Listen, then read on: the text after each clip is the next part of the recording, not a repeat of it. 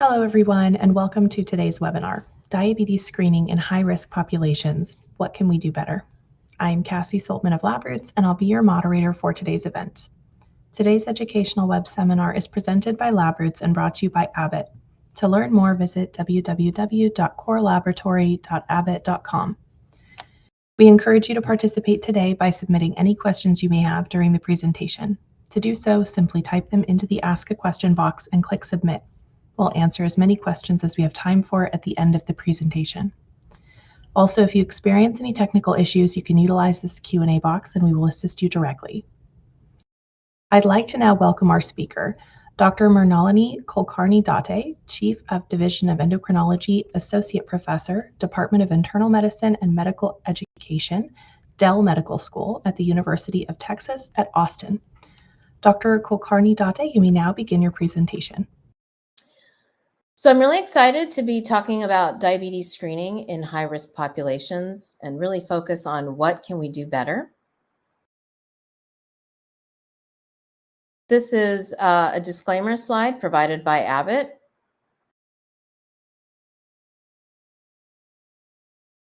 So today we're going to focus on a few things. I hope at the end of the presentation you will understand the criteria in type 2 diabetes and prediabetes.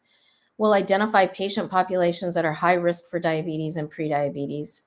Spend some time focusing on what are the impacts of social determinants of health on diabetes, and also talk about the elements of successful screening and care programs.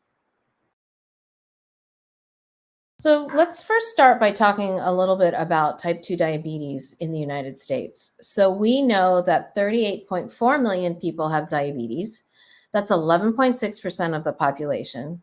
And of those, 29.7 million people have the diagnosis. They have a known diagnosis. However, that leaves about 8.7 million or 22.8% of adults with diabetes that is undiagnosed. So those are folks that don't know they have diabetes. We don't know that they have diabetes. They're not coming into the health center or something else is happening and they have not been diagnosed. Well, what about prediabetes in the United States? We know that there's an estimated 97.6 million people 18 years or older that have prediabetes. That's about 38% of the adult population. Of the 65 and older population, that is 27.2 million people, or 48.8% of those have prediabetes.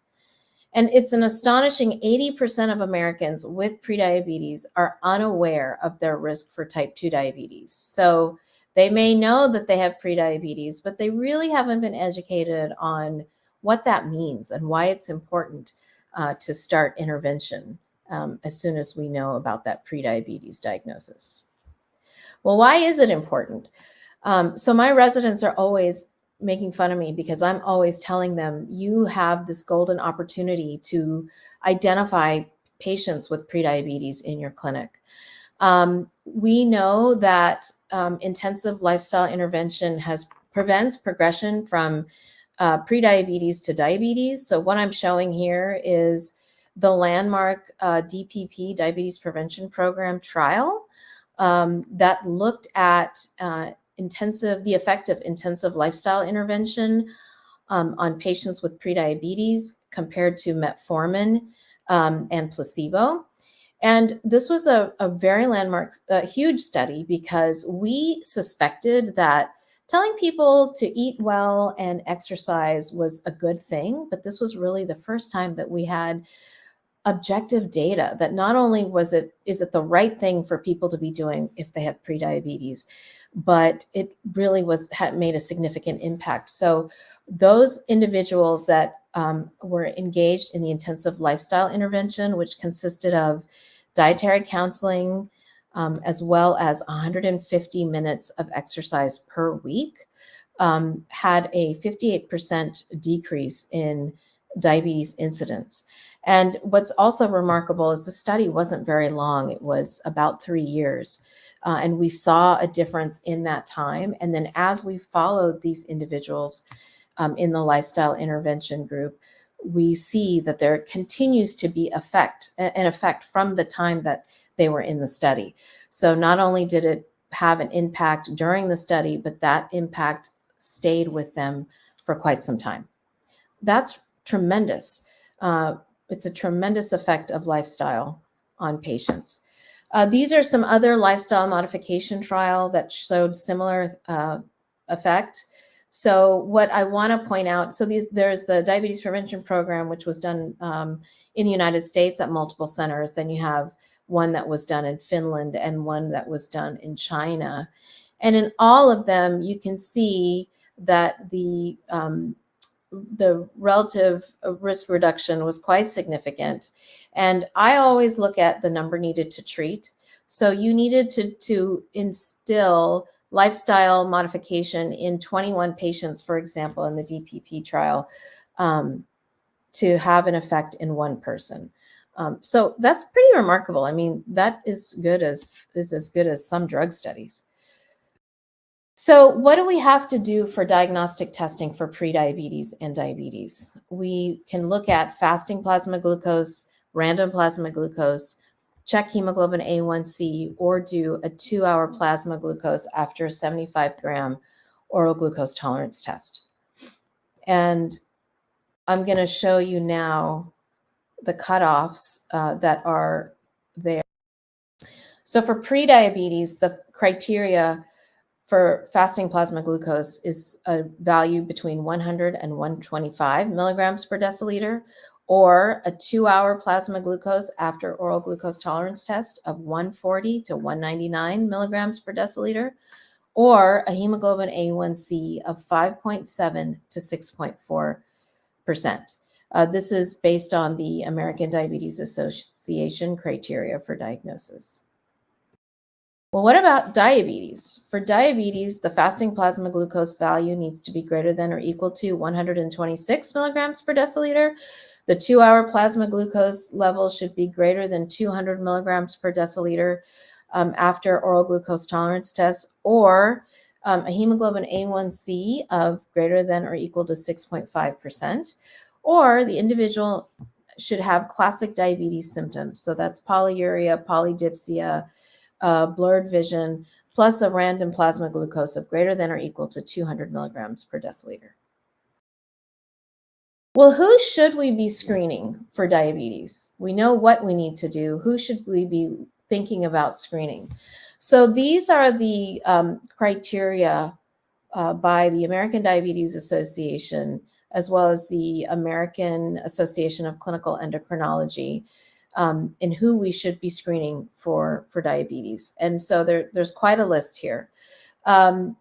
So adults who are overweight or obese, people who have a family history of diabetes, particularly first-degree relatives, high risk race or ethnicity. So that would be Black, Latino, Asian American, Native American, and Pacific Islander.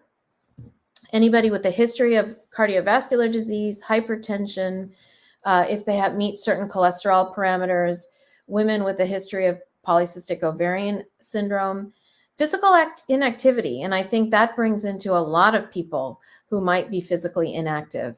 Other conditions associated with insulin resistance, people with prediabetes, people with gestational diabetes. I think this is a really important we tend to miss. We are very good at taking care of women during their pregnancy, but we often see those women who have gestational diabetes get lost to follow-up, and those women need to come back. They need to get tested, and they need intervention if they continue to have diabetes or even prediabetes. Individuals with HIV, exposure to high-risk medications, or history of pancreatitis. And this last one is actually a recent change. It's so anybody else who is above, who is 35 or greater should be tested. It used to be just a few years ago that recommendation was age 45, but after some study and change, we know that this needed to change, and we needed to start screening earlier. So what did that do? So the changes in the criteria, particularly the age of screening, means that there is an additional 12 to 14 million adults in the United States who are eligible for glucose testing. That's quite a big number and somewhat overwhelming if you think about it from a clinician standpoint.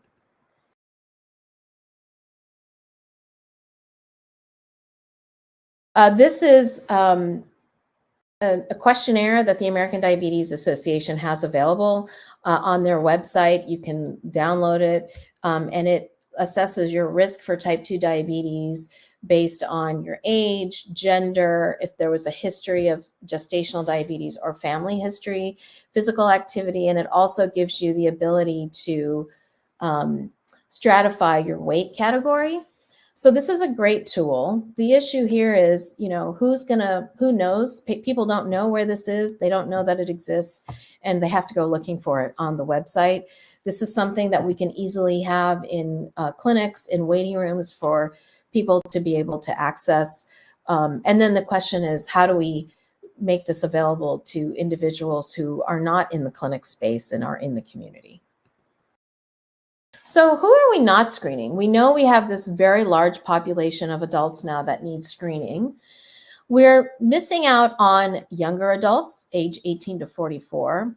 Studies have shown that Hispanic adults are not getting screened adequately. We know education makes a difference. So particularly those without a high school diploma are not getting screened. And this perhaps is a function of not getting to a clinic site or an area of health screening. Those living in poverty are less likely to have a clinic to go to or a health center to go to. Those who lack health insurance also because they don't have access to care. And those who lack what we are calling a usual healthcare clinician. So they don't have a clinic or they don't have a clinician that they see on a regular basis. These are the individuals who we are missing in our screening efforts. And in terms of these high-risk populations that are hard to reach, they may interact. Why are they hard to reach? They may not interact with the health system very often. They lack health care coverage. They have low health literacy. They may not be aware that it's important to go in for health screenings. And this last one, I think, is really important. There is a lack of trust in the healthcare system for many individuals, particularly those in some of the high-risk race and ethnicity folks that are not getting screened and are hard to reach. So let's talk about social determinants of health and how social determinants affects diabetes and our screening efforts. So when you think of social determinants of health, what does that mean?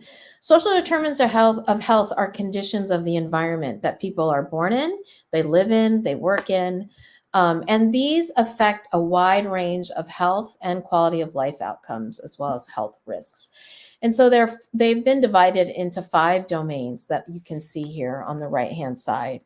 And they include an individual's education access and quality, their economic stability. So certainly we see higher risk individuals are those who are at poverty levels, have much worse health outcomes. Social and community context. Are patients, are individuals isolated? What is their culture like? How does that affect what they might do in terms of health care and health screenings? What about the neighborhood and the built environment for individuals? Those we know now that absolutely affects individuals' ability to access and engage in healthcare. And what about healthcare access and quality? So some examples of social determinants might be, do individuals have safe housing? Do they have transportation? Maybe they don't have a vehicle to get to a clinic, and maybe there's no bus route that is close by for them to access, or maybe they have physical disability impairments that prevent them from using a standard bus. We also know that racism, discrimination, and violence in certain neighborhoods or areas of the community affect health outcomes. And then what about access to nutritious foods and physical activity opportunities? If you don't live in a safe neighborhood or you don't have sidewalks or parks, you may not be able to go out for a walk and engage in physical activity. So those are just a few examples of how social determinants may affect health. I want to go back now to the criteria, the screening criteria, and I've highlighted a couple here, and I've highlighted the ones that, really are most affected by social determinants. So, for example, this first one, in regards to adults who are overweight or obese, if you live in a community where you are having a hard time going outside, walking, don't have parks or sidewalks, you're not going to get out and walk. You're not going to get out and move. I think cultural and the community and cultural context plays a role here. If you are somebody who is socially isolated, don't have neighbors, don't have people around, you're less likely to engage in physical activity, for example. The high-risk race and ethnicity, definitely plays a role in who we are screening. So we know that, for example, the Black community has historically had trouble trusting the healthcare systems, and with good reason, given the history of not getting good care, and very understandable. We really have to make efforts to build up that trust, provide culturally appropriate resources for this population. And then I mentioned people with gestational diabetes because, again, often these are women who are in poverty, don't have great access to healthcare, certainly nowhere near where they're living, and after they have a child are very focused on caring for a newborn, and their own care goes to the wayside. So, and we don't really have good programming to get to these individuals. So again, social determinants really do affect several of these individuals that we need to be screening for prediabetes and diabetes. And I've just written those, shown those here in terms of specifically the social determinants of health that impact diabetes. I see many patients with diabetes in my clinic, but if they're dealing with housing security, food insecurity, poverty, not only does that create a lot of stress, and their focus is really on survival, they don't have time to engage in self-care, certainly don't have time to come to the clinic. So these are all things that definitely affect outcomes and even our ability to screen. So this slide is showing income and education disparities in adult health by life expectancy, health status, heart disease, and diabetes, stratified by poverty level and race and ethnicity here. So I want to I want you to get your attention to this graph on the lower right-hand corner that is looking at individuals with diabetes across different ethnic groups, and also looking at poverty level. So you can see that for all race and ethnicity, if they were at less than 100% federal poverty level, their percentage of diabetes in that group was higher than those who were at 300 to almost 400% federal poverty level. If you break this out by race and ethnicity, what you see is that at less than 100% federal poverty level, we had much higher percentages of diabetes in Black individuals and Mexican American individuals compared to white individuals who are at the same level of poverty.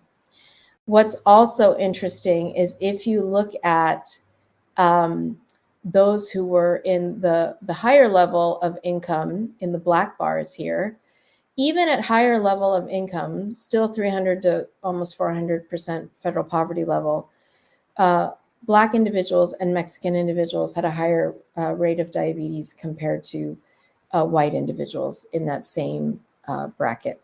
So just to show that certain race and ethnicity are at higher risk of diabetes, even for the same, across the same poverty levels. and also that poverty does make a difference, does impact the risk of diabetes in individuals. This is another study that looked at predicted diabetes prevalence by race, poverty, and place category. And what place category is referring to is actually neighborhood. So you can see that if you are non-poor white in a non-poor neighborhood, you have a much lower probability of developing diabetes. Whereas if you look at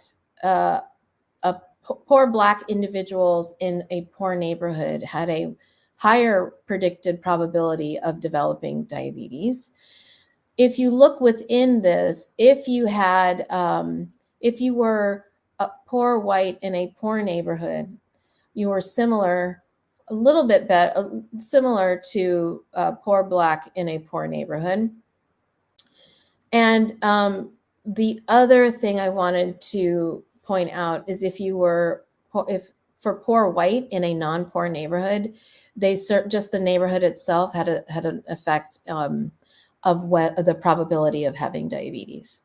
So again, just another data point for us to see that neighborhood, poverty level, and race affect the prevalence of diabetes. So all of this to show and to say that as clinicians really need to assess and address social determinants of health. And this is really a new concept. So I still have colleagues who are like, look, I'm the physician or I'm the practitioner, and my job is to help people treat their diabetes. But the big point is, we're not going to make progress in treating diabetes. We're not going to make progress in screening for diabetes or pre-diabetes if we don't acknowledge the social determinants of health that are impacting patients' lives and even their ability to access healthcare and come see us in the clinic. We have to take more responsibility and have a greater awareness of these factors. So there are needs assessment tools to help us determine the social determinants of health that are affecting patients. The American Academy of Family Physicians, their Every One project has a validated social needs screening tool, as well as a toolkit that's available for physicians. And I've provided the link here for that. Also, the Robert Wood Johnson Foundation initiative was a multi-site national initiative that looked at social determinants of health. And there were 5 different institutions that developed their own screening tools, and these screening tools have been validated, and those are available for use as well. I should also point out that some of the screening tools that are out there and are validated are great, but you'll also see that some of them are done with a particular culture or community in mind. So it's nice to look at all of these and see which one might fit your community's particular needs. So let's talk a little bit about tailoring the intervention for the particular social context of the patients. So within communities, and every community is different, we need to be able to assess food insecurity, housing insecurity, who are patients that are being marginalized, what factors of structural racism are present. And we need to be able to identify those and refer them to appropriate community resources. Well, I can refer, but I really need to look at the community and make sure that those resources are there in the first place. So thinking about assessing what is in your community, what do your patients need? And every community may have different needs, and we need to be able to recognize that. It's also important to enable patients to be able to manage their own disease and manage their own health by providing health coaches, navigators, or community health workers. I work with community health workers, and I have to say that they are probably one of the most important people on my team. They are really able to engage with patients in a much more significant way than often I am, and on a deeper level, and it does make quite a difference for many of my patients. And Also, we really need to consider using community health workers for diabetes management, particularly in underserved communities and healthcare systems. What are the challenges beyond what I've talked about for screening and diabetes prevention?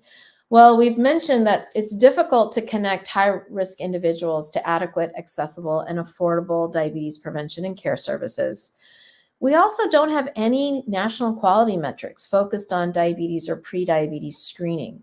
There are no benchmarks. There are studies that have shown variable screening rates across health centers, and not only across health centers, but also across who's doing the screening. Is it a nurse who's doing the screening? Is it a physician doing the screening? There are various levels of pickup there. We don't have any single stakeholder responsible for offering services. So this isn't a governmental responsibility per se. If you have health insurance, what is your health insurance doing to make sure that services are being provided? We have gaps in testing. We're not doing well with educating patients of their health risks. Communication and referral by clinicians is also inadequate and better in some places than others. And we also are limiting what we are doing in terms of seeing our patients adhering. Are they adhering to care plans? Are they engaging in care plans? How can we get better at that? And we have insufficient infrastructure to facilitate this. So we need to facilitate lifestyle change for 96 million individuals with prediabetes. That is a huge number. And really daunting. So we need to have a population health focused intervention on how to reach these individuals. We also need to provide clinical care for 37.3 million people with diabetes, including those that don't have access or not engaged with clinics or health centers. One of the best ways we think to do that is Wegner's chronic care model. So hopefully you've seen this before. So the idea with the chronic care model is that in order to have productive interactions and improved outcomes, the health system or health care organization needs to have these 4 areas developed at the level of practice. So self-management support, delivery system design, decision support, and clinical information systems. And I'm going to talk about those a little bit more in a second. And also we have to engage the community. So you'll see that here self-management support is in the health system, but also in the community. We have to have more resources for our patients to engage in self-management support in the community without having to come into the clinic. So that encompasses both areas. If we have this integrated system, our goal would be to have an informed, activated patient, a proactive and prepared practice team, and that we deliver healthcare in a better way and enable for improved outcomes. So how do we do this? Well, the team is really important to this delivery system design. You need to have, it's not just having a clinician, you need to have a multidisciplinary team of individuals. That means having nurses, registered dietitians, pharmacists, psychological support. I've had a health coach in my clinic before. Social work is absolutely important to help connect my patients to funding and resources in the community that they can access. And we need a team working with primary care clinicians that are supported by specialists. And patient education needs to be a part of this delivery system, coaching, and continued monitoring and care coordination. And again, community health workers, these individuals are key to engaging patients outside of the health system. And that's actually a very effective place to engage our patients. What about self-management support? So you might hear of this as diabetes education or pre-diabetes education. We're now calling it self-management support. And there's this is the shift from, just having somebody come in and educating them, but educating them in a way to empower them into taking care of themselves. What are things that patients can do for themselves, keeping in mind their individual goals? What is it that their goal is in their life? And I really find that that's a powerful way to motivate patients. We don't always understand what individuals' goals are, and it's really important for us to do that. And then facilitate management via the diabetes prevention program. Diabetes prevention program, based off of the trial that I mentioned earlier, is a significant program with good efficacy, with shown efficacy, but it's very interesting that that program is still not well hardwired into most communities. Still a lot of issues with availability, and also a lot of issues with engagement by individuals. And then problem solving and goal setting with patients is also very important in self-management support. Decision support. So these are tools and techniques to improve the decisions that we're making about patient care. They might include flow sheets. They're maybe hardwired into the electronic medical records. They might have care algorithms. These are really important because if you think about our clinicians and our teams who are being asked to do more with fewer resources, decision support tools can be great reminders and can really help facilitate appropriate care for everybody. What about clinical information systems? So, we use EMRs, and EMRs have been cited as causes of burnout for many clinicians. But if we can implement practice overviews within our EMRs, decision-making tools within our information systems, including remote patient monitoring and telemedicine in areas where healthcare is difficult to access, those are all ways that we can improve engagement. This is just, it's maybe a little bit hard to see, but this is a screenshot of what a dashboard might look like. So this one is for hypertension. It has the individual's hypertension values over time. It actually has listed up here the individual social determinants of health. So there's been a screening done, and these are the ones that have been identified, and also provides some recommendation and treatment plans. And here also is really helpful. It calculates the cardiovascular risk score. So who are the people that have a higher risk that you really need to make sure you help with blood pressure control. So these are ideas. This is just an example of dashboards that can be implemented that can be helpful in managing a patient population. Well, what about the community? Tapping into community resources is really a key part of this care. That might involve peer-led self-management support groups. It often involves church groups or community centers. We work closely with several churches in the area to help with patients who need just integration into the community. They may be socially isolated. They have prediabetes or diabetes. So our community health workers help involve them in church groups or community centers where they can find programming for physical activity or education. And then the larger health systems. We need to promote preventative care more. We need to appropriately allocate resources.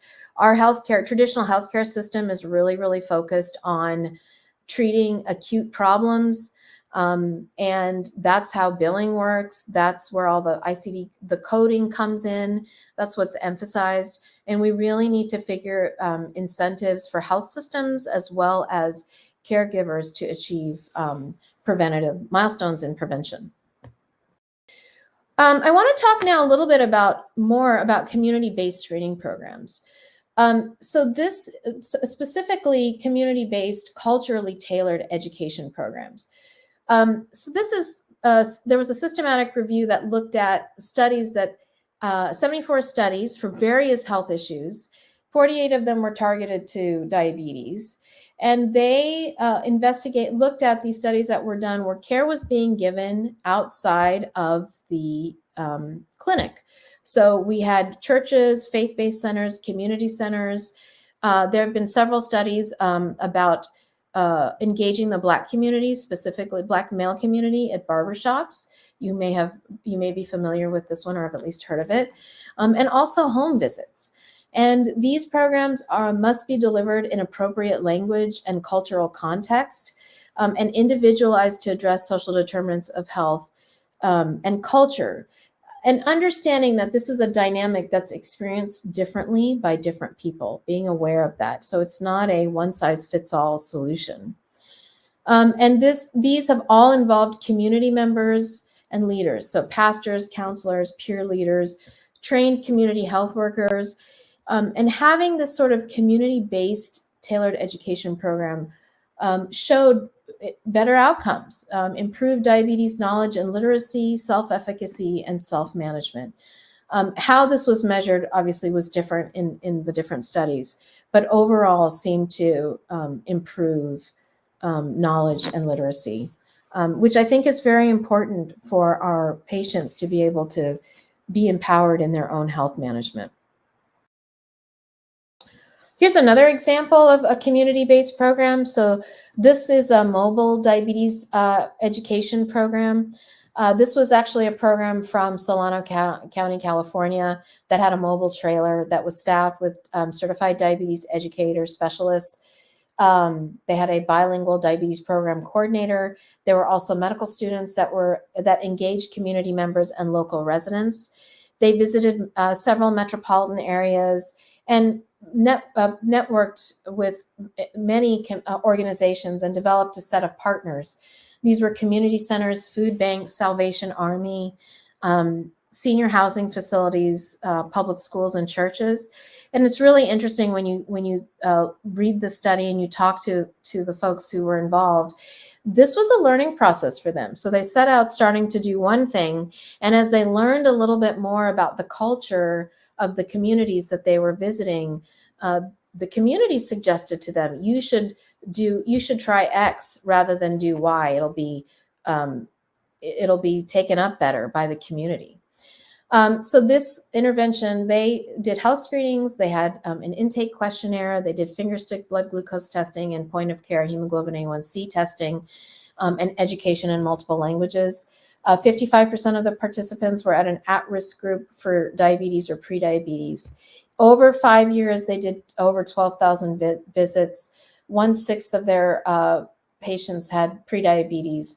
And of the 380 hemoglobin A1Cs that they did, 44% were in the prediabetes range and 51% were in the diabetes range who hadn't necessarily engaged in care prior to that. So again, another community-based where they're actually going out in the community, learning from the community how to best engage with individuals who might be at risk. This is just one of their screening handouts that they gave patients. So there's this algorithm where patients were asked if they'd been diagnosed with diabetes, if they had been seen by anybody before, and if they hadn't, there were some follow-up questions. And based on the answers of this questionnaire, they were given the option of getting a point-of-care glucose test, and some of them also met criteria for a hemoglobin A1C. And they were given the option, they were given this recommendation, and so and these handouts were given in the community, and many of them then sought the mobile trailer to come and get tested. So these are just some examples, but what are the elements of a successful diabetes or prediabetes screening program? We need data-driven clinical decision support to automate risk assessment, because we have a huge population to care for, and we need to be able to automate some of this to be able to effectively penetrate the population. We need to have scalable approaches to screening. So I like to think of it this way. We need the right information to the right people in the right format through the right channels at the right time. We need to be able to get to people in places that are convenient for them. So catching them at the right time and getting them the right information is key. We need to leverage remote or point of care screening, and team-based care is just indispensable in this model, with an emphasis on nursing and community health workers. And we need community-based programs that are culturally appropriate. We need to be able to think about the community that we're interested in, or our own communities that we work in, and think about education and screening that's appropriate for that community, and to allow for community trust and buy-in. So hopefully you got some new insights about diabetes and prediabetes screening. So just in conclusion, we know that we have a large number of individuals that need diabetes and prediabetes screening.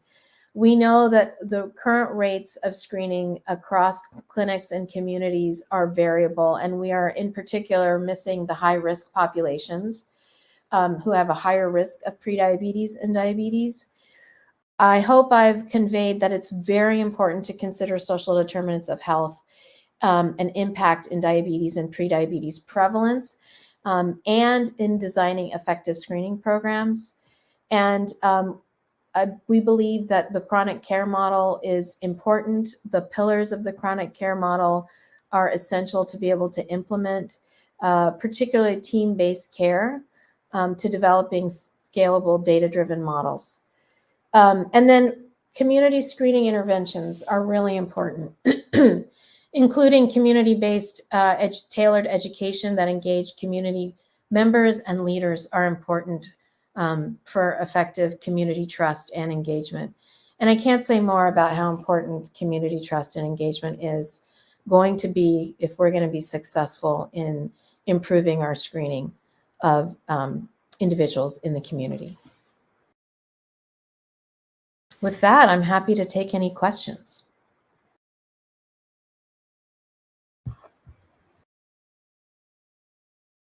Thank you, Dr. Kulkarni-Date, for your informative presentation. We will now start the live Q&A portion of the webinar. If you have a question you'd like to ask, please do so now. Just click on the Ask a Question box located on the far left of your screen. We'll answer as many of your questions as we have time for. Let's go ahead and get started. Our first question asks, what are the risks of delaying a type 2 diabetes diagnosis? And could you comment on other screening you recommend for diabetic or pre-diabetic patients for their heart and kidney? Okay. So the risk of delaying a diagnosis of diabetes or even prediabetes is that, we have a higher risk of uncontrolled glucose, which leads to complications or diabetic complications such as retinopathy or, bleeding in the eye, kidney disease, and certainly what we call neuropathy, which is when diabetes affects the nerves. Most commonly, patients will have numbness or tingling or burning in their hands or feet. And over time, that nerve damage can lead to ulcers that aren't healing, circulation gets impaired, gets affected, and the final stage would be amputation. So we certainly want to detect early so we can have diabetes better controlled.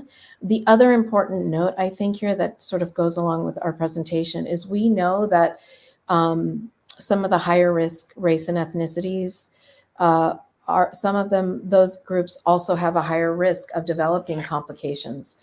So all the more, need for detecting early. In terms of other screenings, anybody with type 2 diabetes should have a urine microalbumin to creatinine ratio test done to detect for albuminuria. That's an early sign of kidney disease. We should, also look at hypertension and cholesterol values in these individuals because patients with diabetes do have twice the risk of atherosclerotic cardiovascular disease. So those are really important to do.